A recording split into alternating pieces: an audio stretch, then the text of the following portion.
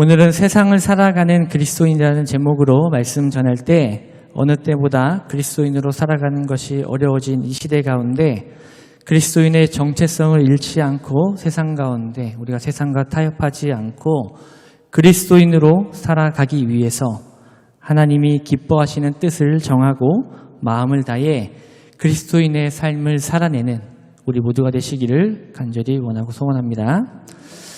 지난주에는 이제 광복절이 있었습니다. 이 광복절은 1945년 일본으로부터 해방을 기념하여 제정된 날입니다.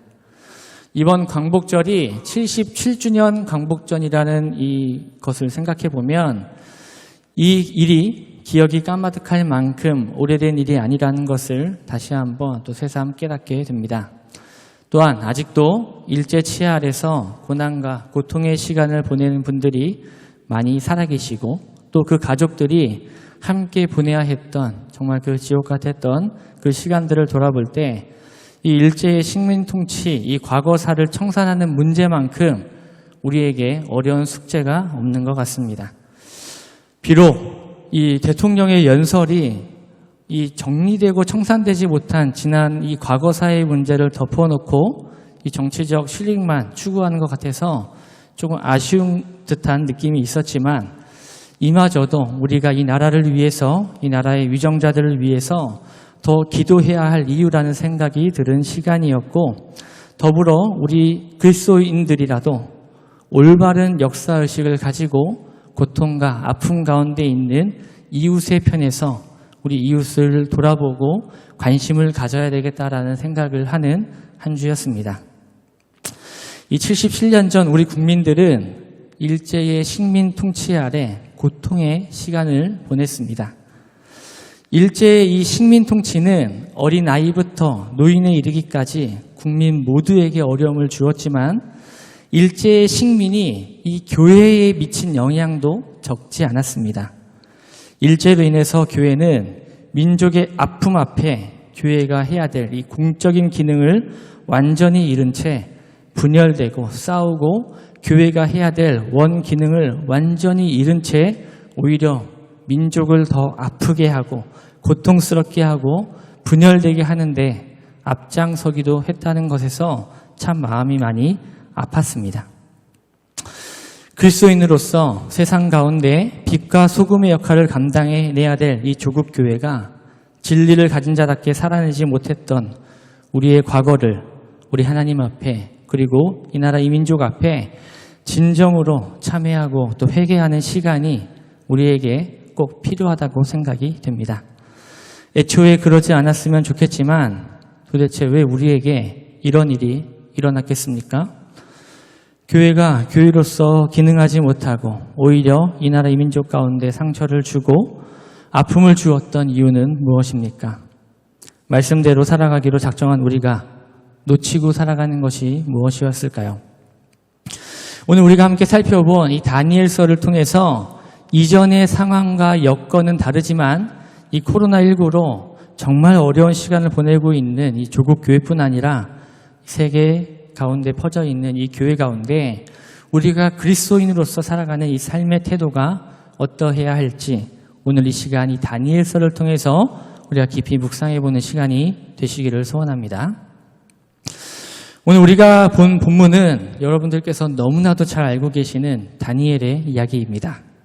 특히 오늘 우리가 살펴본 이 다니엘 1장 1절에서 9절 말씀은 그리스도인들, 특히 선택받은 민족일지라도 우리에게는 감당하기 어려운 고난이 닥칠 수 있고 일제의 식민 지배를 받던 우리의 지난 날처럼 우리의 의도와는 상관없이 불가항력적으로 다가오는 이 고통의 순간이 있을 때 우리 그리스도인들이 어떻게 생각하고 어떻게 행동해야 할지 이러한 상황 속에서 하나님이 과연 기뻐하시는 일이 무엇인지 하나님이 원하시는 선택은 어떤 선택인지 우리가 다니엘의 삶을 통해서 그리스도인으로 살아가기 힘든 이 시대 가운데 그리스도인으로 살아낼 우리들의 삶에 대해서 좀 깊이 고민해보는 시간을 가지기를 원합니다. 오늘 말씀의 이 배경은 이 분열된 이스라엘의 남유다 18대 왕인 여호야김 때 일어난 일입니다. 유다 왕국은 바벨론 느부갓네살 왕의 침공을 받고 바벨론의 지배를 받게 됩니다. 이때 이 바벨론의 느부갓네살 이 유대왕, 이 느부갓네살은 이 유다왕 여호야김의 물건뿐 아니라 하나님의 성전, 하나님이 계신다는 그 성전, 이스라엘 성전에 있는 이 성물의 일부를 가져다가 바벨론에 있는 신전으로 가져가 이 바벨론 신들의 보물창고에 두게 됩니다. 우리 조국의 이 일제강점기와 너무나도 비슷한 상황이죠. 우리도 우리의 빼앗긴 보물들이 일본이나 유럽의 여러 박물관에 전시되어 있는데도 우리가 그 소유권을 주장하지 못하는 이런 현실들을 생각해 보면 이 유다의 상황이 얼마나 좋지 않았는지를 우리는 조금이나마 가늠할 수 있게 됩니다. 거기다가 왕의 물건을 빼앗긴 것뿐만 아니라 성전의 물건까지 빼앗기고 그 빼앗긴 이 성전의 물건이 바벨론의 이 신전, 이방 신전의 보물창고에 보관되게 되었다는 것은 이 유다의 이 종교적인 상황이 얼마나 어려워졌는지를 가늠해 보는 일이 되기도 합니다. 이스라엘은 어떤 나라입니까? 이스라엘은 하나님의 말씀으로 세워진 나라입니다. 고대 사회는 나라의 운명을 그 나라와 함께하는 신과 함께 보았기 때문에 하나님의 말씀으로 세워진 이스라엘이 이 유다가 침략당하고 또 망하게 되었다는 것은 외부적으로 볼 때 하나님이라는 이 신이 망한 것으로 보이기도 했을 것입니다. 바벨론의 이 느부갓네살 왕이 이 유다를 침략하고 이 승리한 전리품으로 성전의 성물을 가져간 이유도 이런 이유입니다. 이렇게 유다는 나라를 빼앗겼고 자유를 빼앗기게 되었습니다. 한편으로는 이스라엘과 함께 하시는 하나님이 진 것 같은 분위기가 조성되었을지도 모릅니다. 그런데 오늘 본문 1장 2절은 어떻게 시작됩니까? 주께서 유다왕 여호야김과 하나님의 전 그릇 얼마를 그의 손에 넘기심에 그가 그것을 가지고 지날 땅 자기 신들의 신전에 가져다가 그 신들의 보물 창고에 두었더라. 자, 이 모든 일을 행하신 분이 지금 누구입니까? 유다 왕국이 이 나라를 빼앗기고 이스라엘 성전의 기물을 모두 빼앗긴 이 모든 상황 가운데 이 일들을 행하신 분이 누구시라고요? 주께서. 하나님의 뜻이 있었다는 것입니다. 다니엘 1장 2절은 주께서라는 이 모든 일을 계획하시고 행하신 분이 하나님이시라는 것을 분명히 밝힘으로써 나라를 빼앗긴 남유다 백성들이나 나라를 빼앗은 이 바벨론이 바라보는 이 시선과는 다르게 이 모든 일을 계획하신 분이 바로 우리 주 하나님이심을 분명히 밝히고 있는 것입니다. 우리가 살펴볼 이 다니엘 말씀은 이런 배경 속에서 이해되어야 합니다.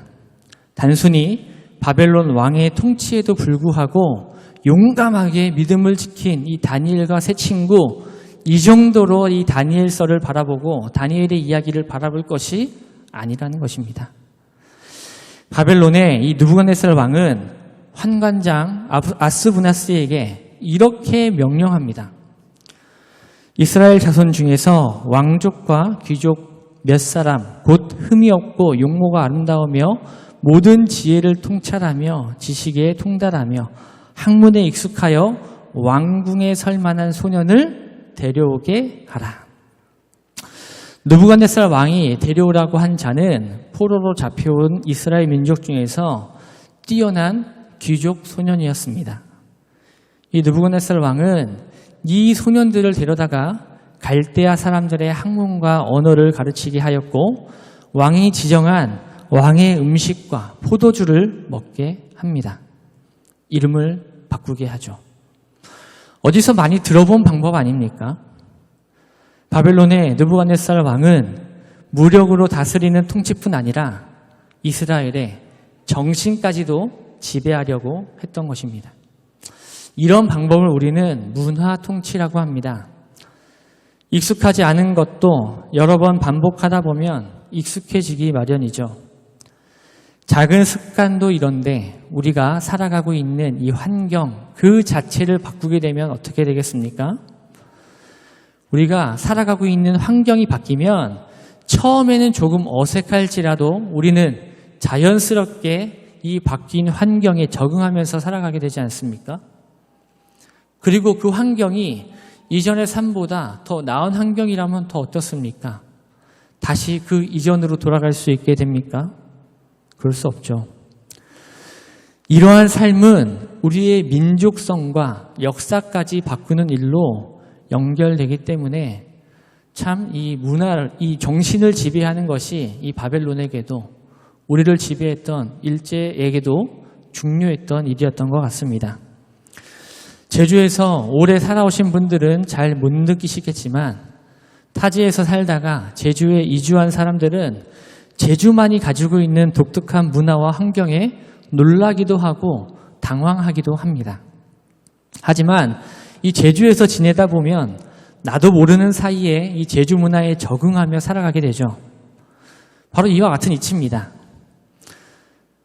느부갓네살 왕이 포로로 잡은 이스라엘의 엘리트 집안의 소년들은 이 바벨론의 문화와 언어들을 이제 가르치게 했고 왕이 정한 음식과 이 포도주만 먹게 했는데 이렇게 한 것은 이스라엘의 이 엘리트, 그러니까 이스라엘의 다음 세대의 귀족들을 그 엘리트의 문화를 지배함으로써 이들에게 영향받을 이스라엘 민족 전체의 문화와 생각까지도 장악하려는 그런 속셈이 이 바벨론에게 있었던 것입니다.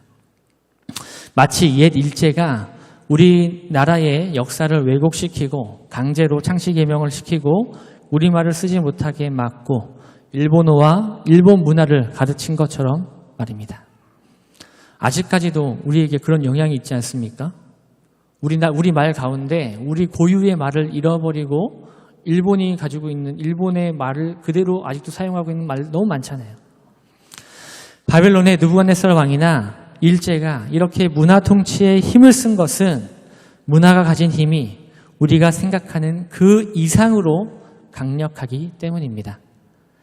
이 나라의 광복을 위해서 애쓰는 애국지사들을 핍박하고 가두고 죽이는 일을 일제가 서슴지 않고 할 수 있었던 것은 일본이 자신들의 통치에 있어서 우리가 가지고 있었던 이 완전한 해방과 독립을 향한 이 간절한 마음, 그리고 전통적으로 우리가 가지고 있던, 우리 민족이 가지고 있던 그 정체성과 그 정신만큼 일본에게 두려운 것이 없었기 때문입니다. 이렇게 이 느부갓네살의 이 명령에 따라서 소집된 이스라엘의 귀족 소년들이 바로 이 다니엘과 세 친구들입니다. 다니엘과 하나냐, 미사엘과 아사랴입니다. 바벨론의 환관장이 이들을 부르고 가장 먼저 한 일은 이들의 이름을 바꾸는 일이었습니다. 다니엘은 벨드사살이라 이름이 바뀌었고 나머지 친구들도 사드락과 메삭과 아벳느고라는 바벨론식 이름으로 이름이 바뀌게 됩니다. 다니엘의 이름의 뜻은 하나님은 심판하신다라는 뜻을 가지고 있습니다.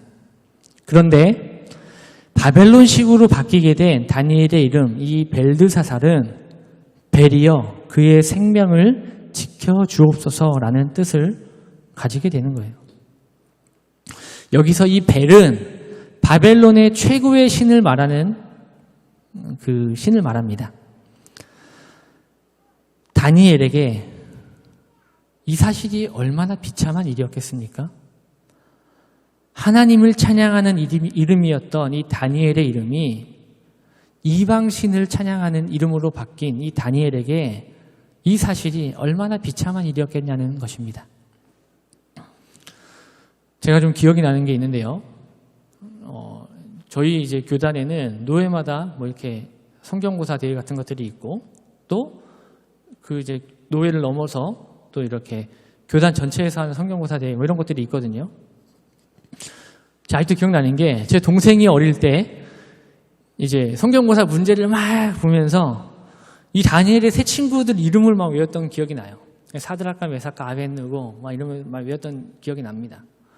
지금 생각해 보면 좋지도 않은 이름 왜 이렇게 외웠나 막 이런 생각이 들어요. 왕족이었던 다니엘이 강제로 전혀 다른 뜻을 가진 이 바벨론 이름으로 이름이 바뀌게 되고 바벨론의 학문과 언어를 배울 수밖에 없게 되고 바벨론 왕이 주는 음식과 포도주만 먹게 되는 이 일은 하나님을 믿는 민족인 이 이스라엘 민족으로서 그의 정체성의 위기를 맞게 되는 일이었을 것입니다. 우리가 살아가는 시대는 너무나도 빠르게 변화하고 있습니다. 몇 해 전까지만 해도 교회의 힘은 정말 강했고 세상 가운데 교회의 힘과 영향력이 작지 않음을 느낄 수 있었지만 이 코로나19를 지나가게 되면서 우리는 세상 속에서 이 그리스도인으로 살아간다는 것이 결코 쉽지 않은 일이라는 것을 새삼 느끼게 되었습니다.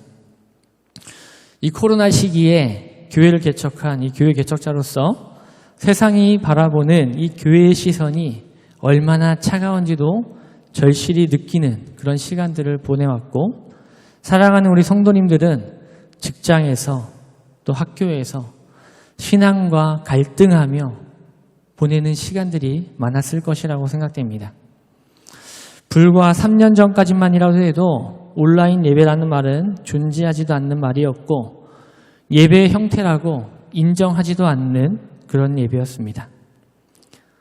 단순히 어쩌다 한번 정말 특별한 일이 있어서 예배를 참석하지 못하는 분들이나 예배 시간 외에 이렇게 다른 시간에 말씀을 좀 더 듣기 위해서 온라인을 통해서 말씀을 한 번 더 돌아보는 이런 수준에서 온라인으로 예배가 중계되었지 온라인 예배라는 이런 용어가 이전에는 있지도 않았고 존재하지도 않았죠. 그런데 이런 생각을 안 해보셨습니까? 교회가 과연 온라인 예배로 예배를 전환하거나 병행하는 것이 코로나19 이 시대를 살아가는 그리스도인들의 삶 가운데 우리의 예배를 지키는 해답이라고 생각하십니까? 많은 교회와 목회자들이 코로나 시기에 이 드리는 예배로 온라인 예배라는 이 문화를 정착시켰지만 시간이 지나면 지날수록 이 온라인 예배가 코로나19 시대를 살아가는 우리 그리스도인들의 바른 이 예배의 모습을 가지고 있는가라는 생각을 좀 돌아보게 합니다. 그리고 과연 이 모습이 이렇게 온라인 예배를 드리는 모습이 과연 그리스도인으로서 바르게 살아가는 모습인가라고 이 질문에 대해서는 우리가 명확하게 대답하기가 좀 어려운 것 같습니다. 그리스도인으로서 하나님께 드리는 이 예배에 대한 이 예배관이 올바로 정립되지 않은 채 우리는 온라인 예배라는 코로나19라는 이 어려움을 맞이하게 되었고 이 일들은 오히려 그리스도인들의 정체성을 흐릿하게 하고 또 우리 자신을 우리의 믿음을 어렵게 하는 그런 사실로 이제 변질되고 말았기 때문이죠. 우리에게 이런 모습이 있지는 않으십니까?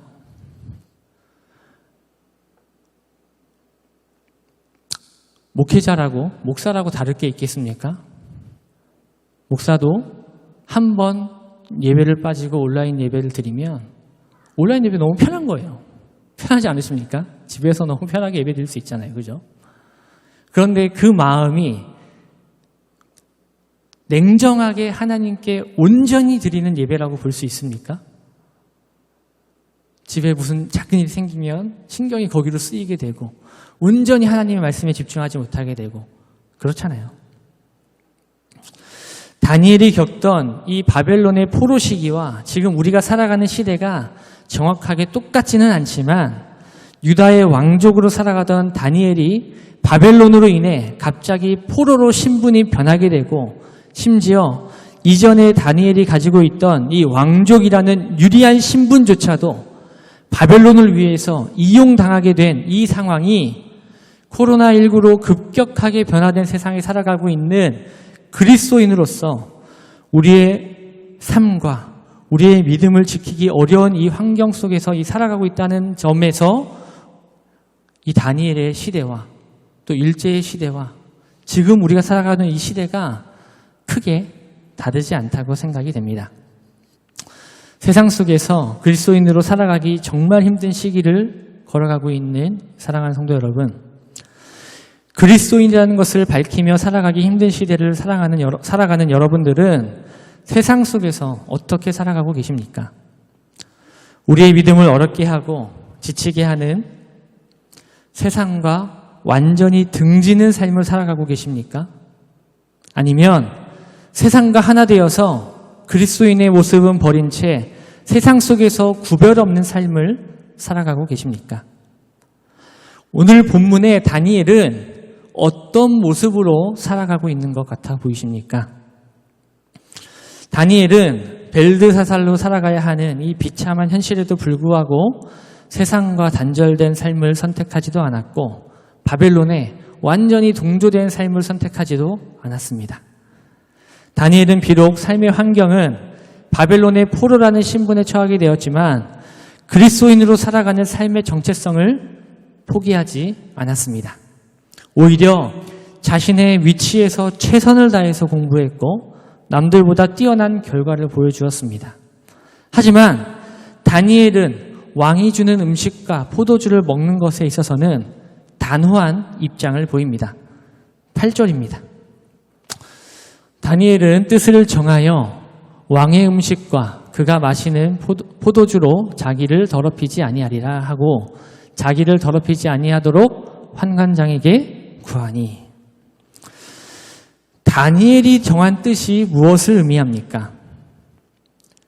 전쟁에서 패한 유다 왕국의 다니엘이 바벨론의 이 왕립 학교에 다니며 바벨론식으로 이름을 개명하고 왕의 음식과 포도주를 먹으며 살아가는 것은 포로로 잡힌 자신의 상황과 처지에 비해서 아마도 과분한 대우였을 것입니다. 비유가 좀 그렇지만 예전 일본 순사 뭐 이런 거 생각해보면 당시에 편하게 좀 살아갈 수는 있지만 비난당할 수 있는 뭐 이런 거 아니겠습니까? 다니엘은 바벨론의 학문을 배우는 것을 거부하거나 포로로 이름이 바뀌는 것을 거부하지는 않았습니다.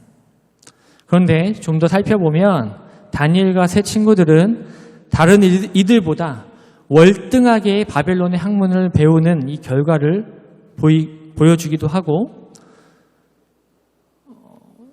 더 나은 이런 일들을 보여주기도 하죠. 하지만 다니엘은 왕의 음식과 이 포도주만큼은 완강하게 처음부터 거부하는 모습을 볼 수 있습니다. 사실 이 바벨론 왕이 주는 이 왕의 음식과 이 포도주는 바벨론의 신에게 제사를 드렸던 음식입니다. 그리고 좀 더 이렇게 지나서 보면 이 음식을 이제 거부하는 이 장면에서 채식과 물을 요구하는 장면들을 볼 때 이 바벨론 신에게 드렸던 이 음식들이, 이 왕이 주는 음식들이 아마 채식과는 비교할 수 없는 기름진 고기 이런 거 아니었겠습니까? 바벨론 왕이 주는 음식과 포도주가 이방 신에게 드렸던 음식인 것을 알면서도 눈을 딱 한 번 감고 그 음식을 먹다 보면 어떻게 되겠습니까? 처음에는 좀 불편할 수 있겠지만 자연스럽게 이 바벨론 문화에 젖어들고 말겠죠. 다니엘은 바벨론의 학문을 배우고 이름을 바꾸는 것에는 저항하지 않았지만 자신의 이 정체성, 그리스도인이라는 이 정체성을 지키기 위해서 이 음식만큼은 그 음식으로 자신을 더럽히지 않도록 뜻을 정하고 담대히 바벨론의 환관장에게 왕의 음식과 포도주 대신에 채식과 물을 요구하고 있는 것입니다. 제가 이제 군대를 입대하고 이제 신학생이라는 이유로 특혜를 받았던 것이 있습니다. 저는 이제 전방 GOP에서 근무를 했기 때문에 이제 주일날 교회를 가기 위해서는 15분 정도 이제 차를 타고 이제 민통선 근방에 있는 이제 교회로 이렇게 나와야 됐었거든요. 이제 전방 이제 GOP는 우리 TV에서 가끔 보는 이 철책을 지키는 그 부대를 GOP라고 합니다. 이 GOP에는 당연히 이제 PX가 없어요. 있을 수가 없어요. 다 부대가 흩어져 있기 때문에 PX가 없습니다. 일주일에 한 번 오는 이 황금마차라는 이 이동식 탑차, 군대 트럭에 노란색으로 이제 페인트가 칠해진 이동식 탑차가 다니면서 이제 뭐 선택도 못 해요. 뭐 예를 들어서 뭐 웨하스라는 과자가 먹고 싶어요. 웨하스 주세요. 이런 게 안 돼요. 10,000원짜리 주면 10,000원어치 과자 이렇게 꺼내줘요. 되게 웃기죠. 자, 이 이동식 PX만 이용할 수가 있는데 이 GOP의 특성상 근무 시간이 있거나 이 취침 시간이 이제 이 낮 시간에 이 황금마차가 지나가는 시간에 겹치게 되면 이 황금마차 일주일에 딱 한 번 오는 이 황금마차를 이용하는 것도 정말 쉬운 일이 아닙니다. 그리고 내가 필요한 물건을 살 수가 없잖아요. 그죠? 다른 건 팔지도 않습니다. 과자랑 아이스크림만 팔아요. 아이스크림도 이렇게 드라이 아이스 막 넣어가지고 하는 게 아이스크림만 팝니다. 거기다가 이 GOP는 외출, 외박, 면회가 안 돼요. 정기 휴가 외에는 밖으로 나갈 수 있는 일이 없습니다. 그런데 이 일주일에 딱 한 번 갈 수 있는 그 교회 바로 앞에 PX가 있는 거예요. 와, 이게 얼마나 특혜입니까? 자대 입대를 하고 딱 한 달 만에 이 GOP 이제 부대를 올라가서 2등병 때 신학생이라는 이유로 이제 중대장님이 이제 쟤는 무슨 일 있어서 교회를 보내 이러니까 교회를 보내준 거예요. 너무나도 행복하더라고요. PX를 가고 싶어서 그런 게 아니라 교회를 갈 수 있어서 저는 행복했습니다. 네. 절대 PX 아니에요. 안 간 날도 있어요, PX를. 네. 물론 이제 선임들이 부탁을 하면 사다 주기는 했지만, 네. 그래서 제가 이제 이 어려운 이 GOP에서도 교회를 다닐 수가 있었습니다. 그런데 문제가 발생을 딱 한 시기가 한 2달, 3달이 지나가니까 문제가 딱 생기더라고요. 저희 부대는 이제 한 달 단위로 선후임을 이제 끊었는데, 제가 이제 1월 군번이니까 2월 군번부터는 이제 후임이잖아요. GOP 부대는 이제 근무 인원이 딱 차야 되기 때문에 바로바로 인원을 딱 채워줍니다. 정규 인원을 딱 채워줘요. 한마디로 후임병들이 이렇게 너무나도 자주 들어와요. 제 위에 선임은 6개월 앞에 선임이지만 후임병은 되게 많은 거예요. 되게 좋은 군생활을 했죠. 와, 신병이 딱 들어오는 순간 제가 교회를 가고 싶어도 교회를 갈 수 없는 상황이 만들어지는 거예요. 이 신병들도 얼마나 PX에 가고 싶었겠습니까? 여러분들은 모르시겠지만 이제 군대에 다녀오신 분들은 이 초코파이가 얼마나 맛있는지 알거든요. 5주의 훈련 동안 이 초코파이 하나에 사람이 이렇게 막 흔들리는 모습을 보면 와, 내가 이렇게 나약한 사람이었나 이런 생각을 하게 되는데 이 자대 배치를 받아서 일주일에 한 번 교회를 가면 갈 수 있는 그 PX가 이 친구들에게 얼마나 귀한 일이었겠어요. 그러니까 이 친구들이 마음으로는 교회에 가고 싶은 것은 아니었을지라도 PX에 가고 싶은 걸일지라도 교회를 가고 싶다고 하는데 신학생이었던 제가 그거를 야, 내가 교회 가야 돼 이렇게 할 수 있겠어요? 너 교회 가라.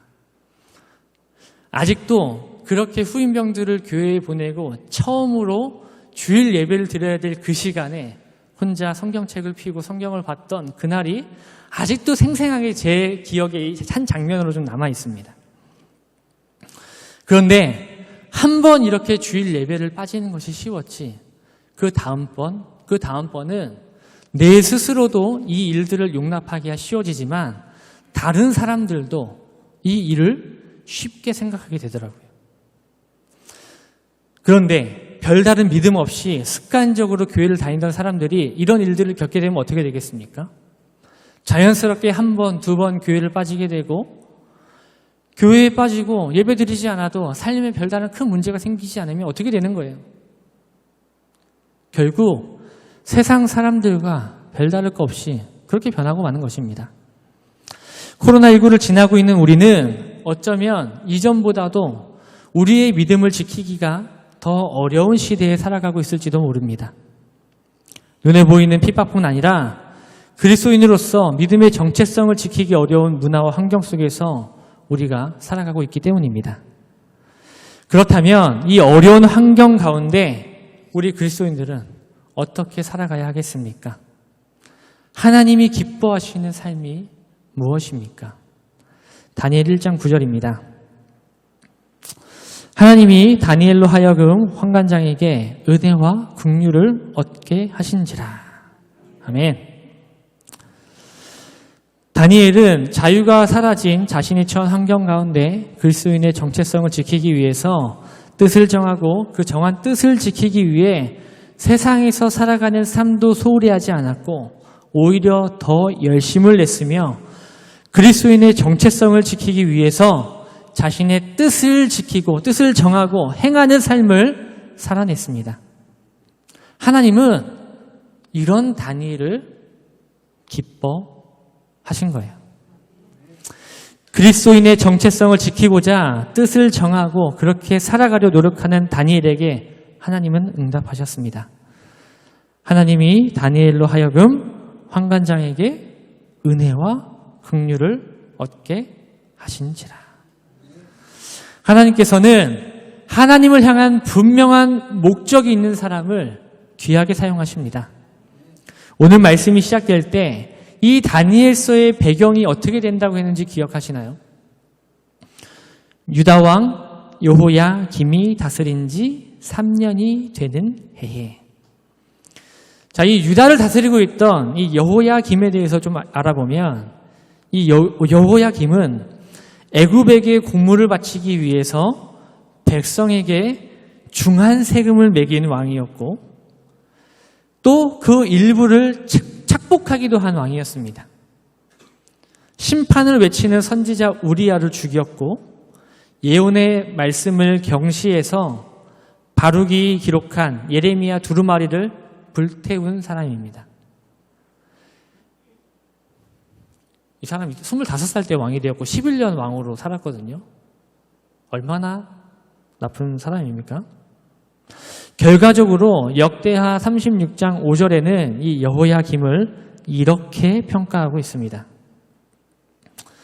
여호야김이 왕위에 오를 때의 나이가 25세라. 예루살렘에서 11년 동안 다스리며 그의 하나님 여호와 보기에 악을 행하였더라.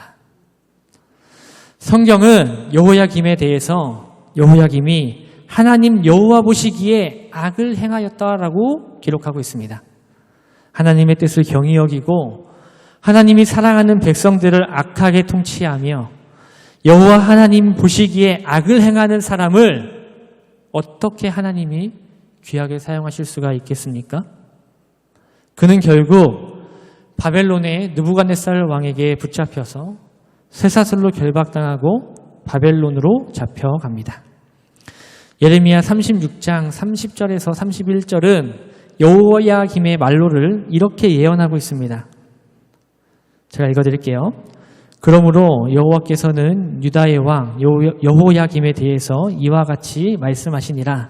그에게 다윗의 왕위에 앉을 자가 없게 될 것이요 그의 시체는 버림을 당하여 낮에는 더위 밤에는 추위를 당하리라. 또 내가 그와 그의 자손과 신하들을 그들의 죄악으로 말미암아 벌할 것이라. 내가 일찍이 그들과 예루살렘 주민과 유다 사람에게 그 모든 재난을 내리리라 선포하였으나 그들이 듣지 아니하였느니라. 하나님께서는 이런 여호야김으로 인해 유다가 바벨론에게 의해 침략당하고 성전의 기물까지도 빼앗겨 이방 신전에 보관되도록 여호야김을 느부갓네살 왕에게 넘기십니다. 이에 반해서 이런 이 상황과 여건을 좋지 않았지만 마음을 다해 뜻을 정하고 그리스도인의 정체성을 지킨 이 다니엘의 삶은 어떻습니까? 이 다니엘은 어떻게 됩니까? 하나님이 기뻐하셔서 역경 속에 살아가고 있음에도 불구하고 바벨론의 이 환관장, 이 바벨론 왕의 지시를 받은 이 왕의 신하의 마음을 하나님께서 움직여 주십니다. 이 왕의 신하의 입장에서도 이거는 목숨을 건 일 아닙니까? 뿐만 하나님께서는 다니엘이 구한 것 그 이상의 능력을 주시고 다니엘을 지켜주셨고 다니엘을 귀하게 사용하십니다. 다니엘서 1장 17절입니다. 자, 함께 보겠습니다. 시작.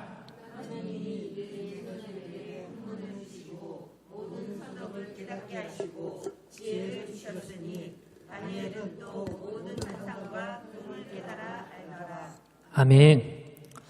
사랑하는 성도 여러분, 다니엘서는 구약의 계시록이라 부를 만큼 선지자 다니엘의 개인적인 신앙 체험과 하나님께 받은 환상을 기록한 책인데요.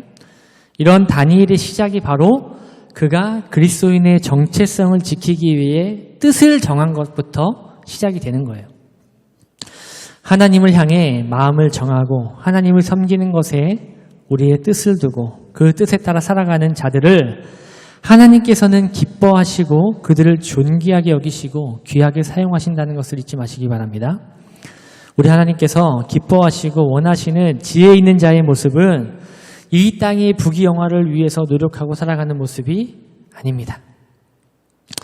하나님께서 원하시는 지혜는 오직 우리 주 예수 그리스도께 마음을 두고 정말 작은 것, 정말 사소한 것부터 그리스도인으로 살아가기로 작정하고 뜻을 정하고 그 정한 뜻대로 살아내는 그 사람을 하나님께서는 원하시고 그 일을 지혜 있는 자라고 할 수 있는 거예요.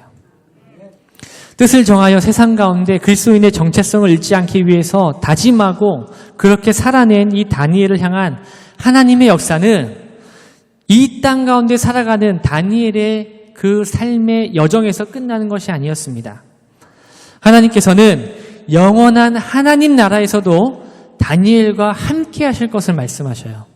다니엘서 12장 2절에서 3절입니다. 자, 함께 보겠습니다. 시작. 땅의 티끌 가운데에서 많은 사람이 을 당하여서 영원히 부끄러움을 당할 자도 있을 것이며 지혜 있는 자는 궁창의 빛과 같이 빛날 것이요 많은 사람을 옳은 대로 돌아오게 한 자는 별과 같이 영원토록 빛나리라. 아멘. 어떻게 한다고요? 별과 같이 영원토록 빛나리라. 다니엘의 지혜는 지금도 여전히 우리와 함께 하십니다. 뜻을 정하여 세상 가운데 빛과 소금의 역할을 감당해내는 이 다니엘의 모습에서 우리는 우리 주 예수 그리스도의 모습을 바라볼 수 있어요. 우리 주님께서는 사탄의 유혹과 세상의 핍박 가운데서도 세상과 타협하지 않고 오히려 세상을 향해서 담대하게 말씀하십니다. 마태복음 4장 10절입니다. 이에 예수께서 말씀하시되 사탄아 물러가라 기록되었으되 주 너의 하나님께 경배하고 다만 그를 섬기라 하였느니라. 아주 일부분의 말씀만 살펴보았지만 그리스도인으로 살아가기 너무나도 힘든 이 시대 가운데 우리가 그리스도인으로 살아가는 우리 성도님들의 삶 가운데 우리 주님이 보여주신 이 담대한 선포와 정말 이 최악의 상황에서 그리스도인으로서 정체성을 잃지 않고 뜻을 정하고 또 뜻을 지킨 이 다니엘의 모습이 우리 제주그린교회 성도님들의 삶과 함께 하시길 소원합니다. 믿음의 사람은 세상에 굴복하는 모습도 세상을 등지는 모습도 아닌 이 세상을 성실하게 살아가되 우리 주님을 믿는 믿음의 문제에 있어서는 이 세상과 단호하게 선을 긋고 우리 주님과 동행하는 삶을 뜻을 정하고 그 정한 뜻대로 살아내는 것이 우리가 살아내야 될 다니엘과 같은 삶임을 잊지 마시기 바랍니다. 이 길이 좁고 험할지도 모릅니다.